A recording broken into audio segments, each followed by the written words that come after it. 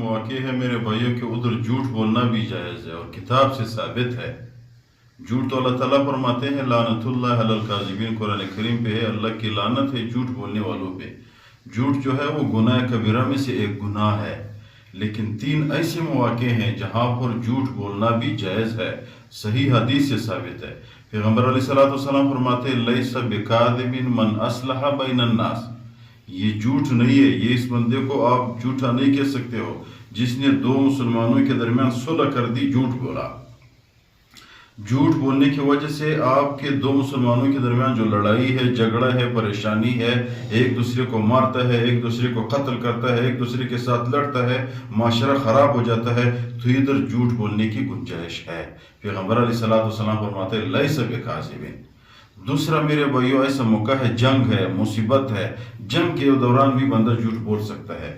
تیسرا ایسا موقع ہے کہ بندہ جھوٹ بولنے کے لیے ادھر بندہ جھوٹ بول سکتا ہے، جھوٹ کی گنجائش ہے۔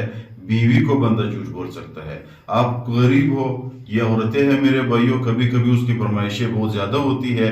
آپ غریب ہو، وہ آپ سے فرمائش کرتا ہے کہ بھائی میرے لیے جوڑا کپڑے لاؤ، آپ کی بس میں نہیں ہے، وہ کہتے ہیں 5000 کا لاؤ، 10000 کا لاؤ، میرے فلان دوست کی بیوی ہے، فلان شخص کی بیوی ہے، میرے دوست ہے، اس نے 10000 کا جوڑا لیا اور آپ 5000 پہ قدرت نہیں رکھتے ہو، بازار سے آپ نے 500 روپے پہ جوڑا لایا، اس کو کہو کہ 10000 پہ لے لیا ہے۔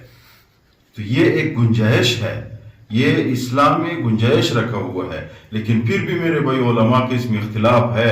علماء فرماتے ہیں کہ اس کو توریہ کرے، جیسے ابراہیم علیہ السلام میرے بھائیوں، ابراہیم علیہ السلام کو کفار نے کہا کہ چلو چلتے ہیں میلے پہ، ابراہیم علیہ السلام نے فرمایا انی سقیم، میں بیمار ہوں، حالانکہ وہ تو بیمار نہیں تھا۔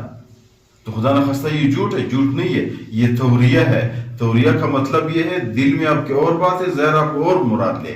تو ابراہیم علیہ السلام نے ادھر مراد بتوں کو لیا کہ یار آپ کی جو بت ہے وہ بیماری کی وجہ سے بھی انسان کو تکلیف ہوتی ہے، آپ کی بت کی وجہ سے بھی مجھے تکلیف ہے۔